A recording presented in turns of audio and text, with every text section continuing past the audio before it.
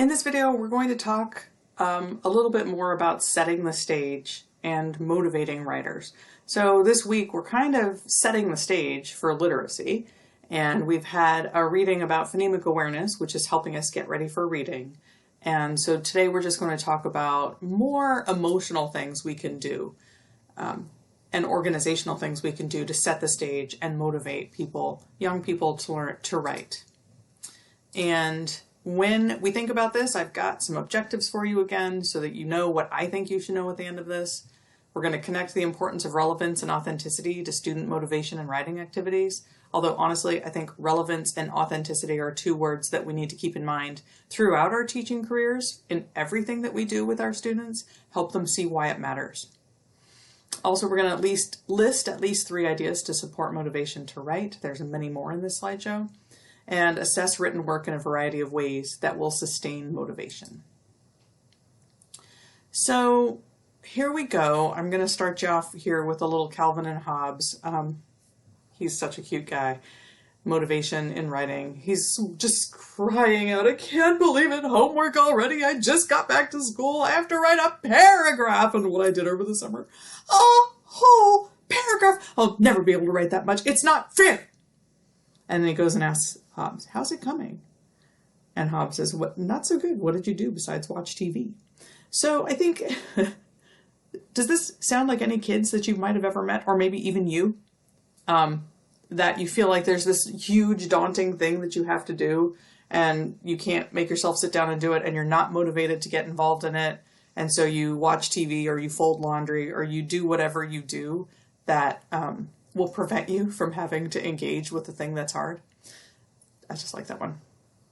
So here I've got this picture of these 5 really cute kids, and let me tell you why this is about making it relevant and authentic. Writing has to matter if you want students to be motivated. And the story behind this photo is these 5 students were in my 3rd grade class way back in the day. They're all really grown up.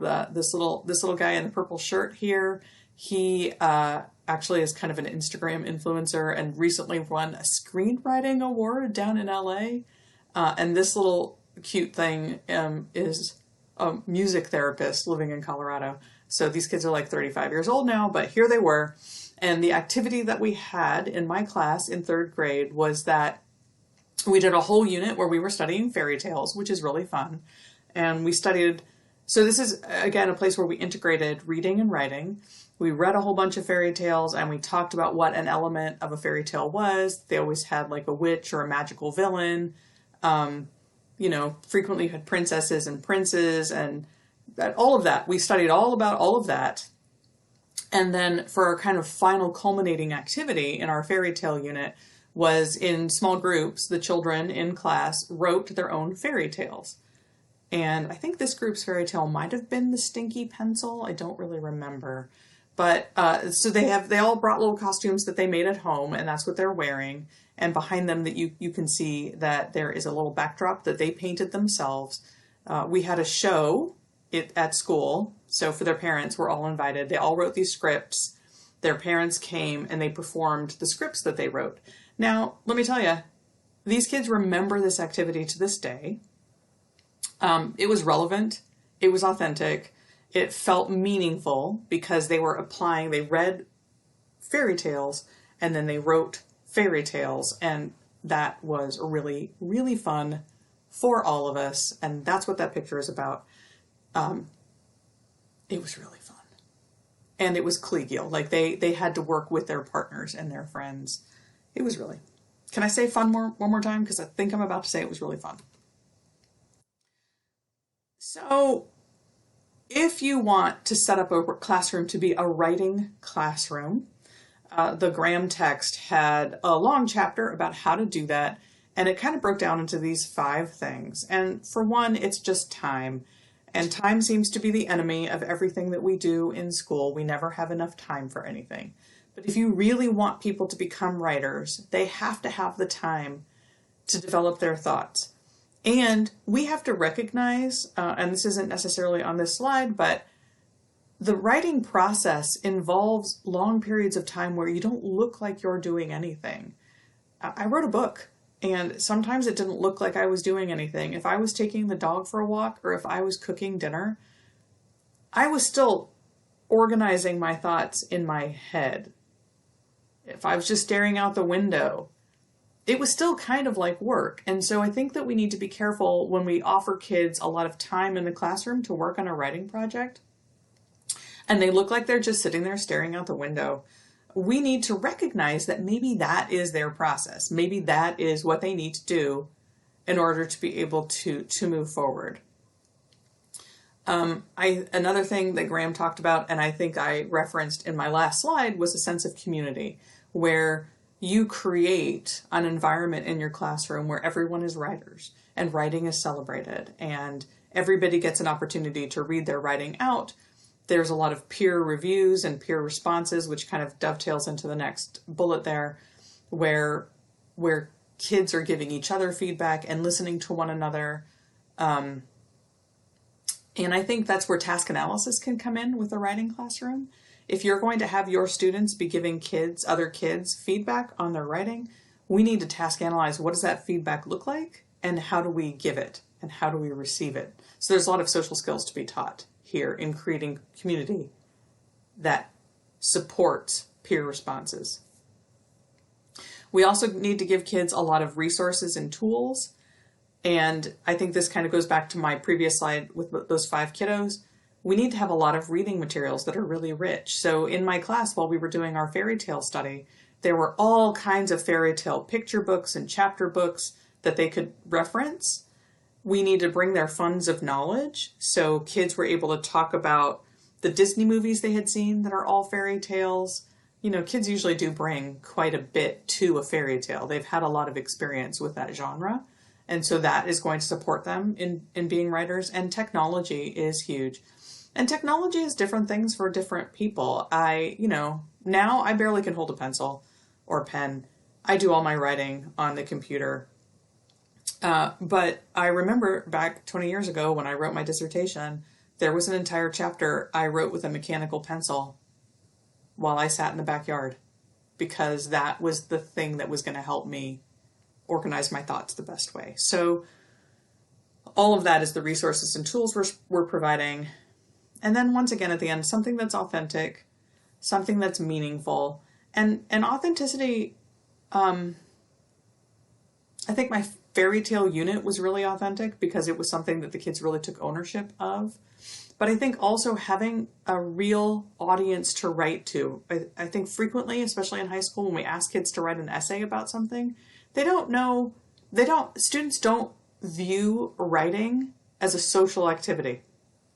And in fact, writing is all about communication. And if I'm writing something, I have an audience. Who am I trying to reach? Who am I trying to connect with? And helping students understand that this piece of writing has an audience. Maybe you're trying to persuade the principal. Maybe you're writing something so we can perform it for their parents. Maybe we're writing something so that we can help communicate with other children. And I think all of that relates to authenticity and helping kids feel like what they're doing is authentic. Telling them that they're going to need this later for college or for high school or for whatever grade comes after your grade is not authentic. That just feels like, well, I'm never going to go to college. Who cares about that? So as a teacher, and we're going to talk about that in another slide, really thinking about how can we frame these activities in a way that make kids think it matters. How do we help them see that what they're writing is important?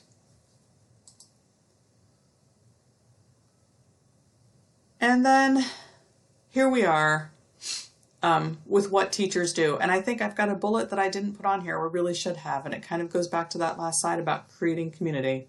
So in your 421 class, you learned about how to create a classroom environment where kids are motivating and supportive of one another and kind and respectful.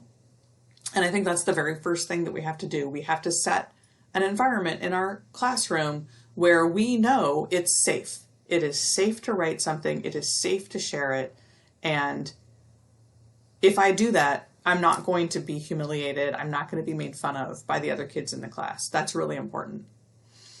Next, we designed great, authentic, motivating writing tasks. And, that's it's like a lovely bullet point. It's a little bit harder when you're teaching history or social science and you know you need to prepare kids for some test. To make an essay about World War II feel authentic and motivating might be hard, but being a teacher is hard, and that is our job, is to find a way to make that stuff really feel connected to the students. I think that with our kids who are in special education, they have feelings about writing, and the older they are, probably the worse the feelings are.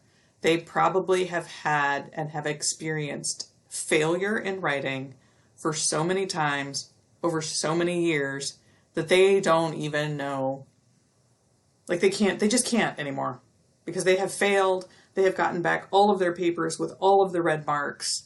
It has not been a good experience. So querying our students, how do you feel about writing? And if the kid says, I hate writing, then taking that next prompt, well, why? What is it about writing that's so awful?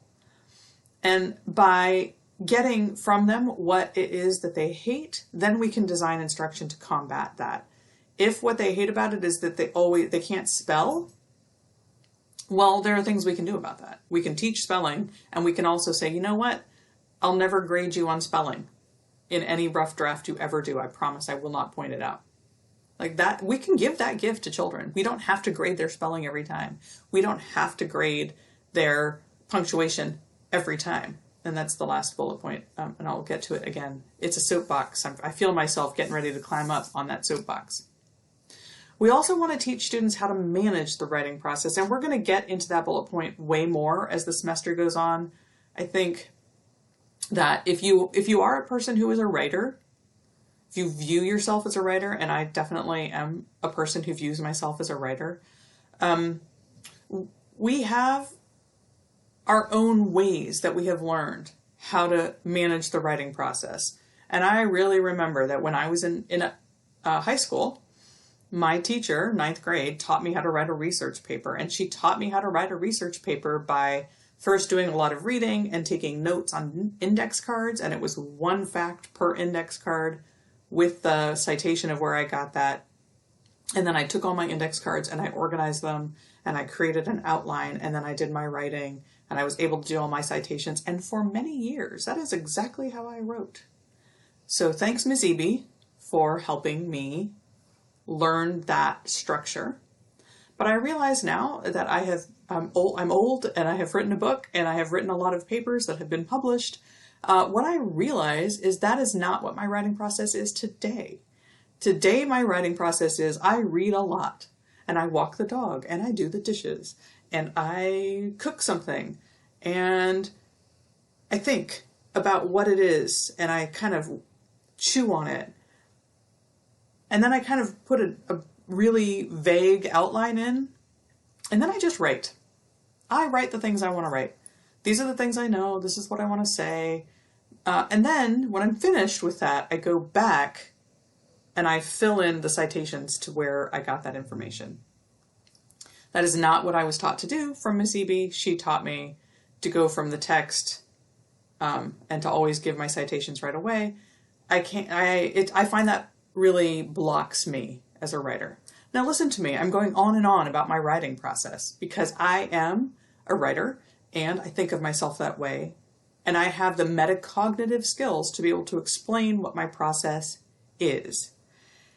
For many of our students that we teach who are in special education, and maybe even for some of you, because honestly, let me tell you, one of my master's candidates, I just shared my writing process with her.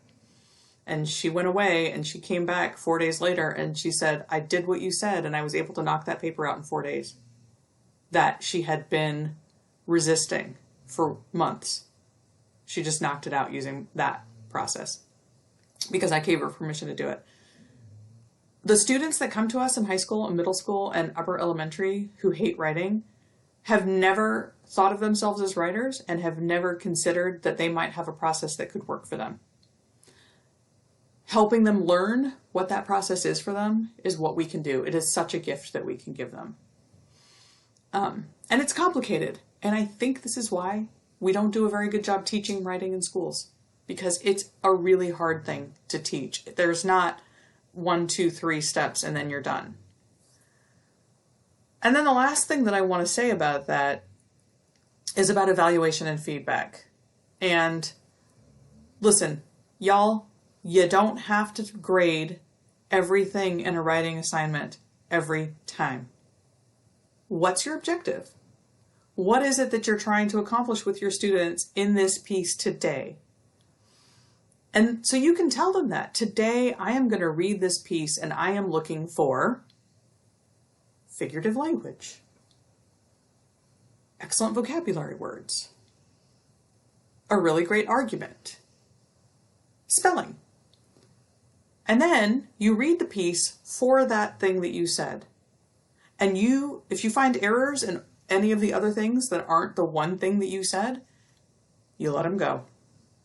Because today, I am just going to look to see how you did with incorporating quotation marks and dialogue into this piece. And in fact, when I was teaching 2nd and 3rd grade, I had a stamp that said, "This is graded for," because parents would be really confused if I would send home a piece of writing with a really nice score and lots of comments, and it was all misspelled and they hadn't done capital letters correctly. What our kids have gotten, our kids with special education and IEPs, what they get is a bunch of papers that are handed back to them where they are reminded that they didn't capitalize their proper nouns, they didn't spell this correctly, they forgot to use their paragraphs, they didn't indent, they didn't use periods, blah, blah, blah. No wonder they think they can't write, because nobody has ever emphasized for them that the thing that we're doing when we're writing is we're trying to wake up the imagination, we're trying to persuade someone, we're trying to convince someone, we're trying to communicate something. So we can give our kids that gift. We can say, today I'm going to read this piece for. Or, if your kids are a little more advanced, you can ask them, when they hand you a piece of writing, what feedback do you want from me when I read this? And they can tell you, I need to know if what I said made sense. Like, is it in the right order? And have I hit all my key points? Or, I need to know if all my sentences are complete sentences. Or whatever. When we let them tell us what they need, we're encouraging them to view themselves as writers. We are helping them self-assess what they do and to say, you know, I think this is really good, but I need help with this part. And I can tell you, if you come to work with me in the master's program, when I work with a student who's writing a thesis, sometimes I'll say, when you send me that work, those pages, tell me what you want me to read. Tell me what you want so that I don't get off track and give you feedback on stuff that you're not interested in right now. Now look, again, I'm going to say before I leave this video, it's so complicated to teach how to write. It's so hard. And I really understand why so many teachers, not just special ed teachers, but general ed teachers too, get stuck in spelling, punctuation, and mechanics. And a really rote, mechanical 5-paragraph essay. I get it. Because those things are easy. And an authentic, relevant writing activity is not easy. So I'm going to acknowledge that right now. It's not easy. And I think that for you as a teacher, if you could just decide what you're going to work on and work on that and let the rest of it go, I think that's okay. Someday we have to teach kids how to spell. Someday we have to teach them how to punctuate. We need to always be thinking about what's my objective. If your objective is to increase motivation in children and increase their perception of themselves as someone who is capable of writing, the things that we need to do is make them feel capable of writing. And making them feel capable is not telling them that they can't spell and not using a red pen, which, by the way, I don't use red pens. I mean, now I don't grade anything. I'll use purple usually when I grade things online. But look, I have an orange pen right at my hand. I don't use the red ones for anything except taking notes for myself because it just makes it feel like the paper is bleeding. All right, I have ranted long enough on this one. I want you to go back to those objectives. I want you to think about them and think about where you are and get ready to fight with me in Zoom class if you want. We'll or in regular class. We'll talk about it. All right.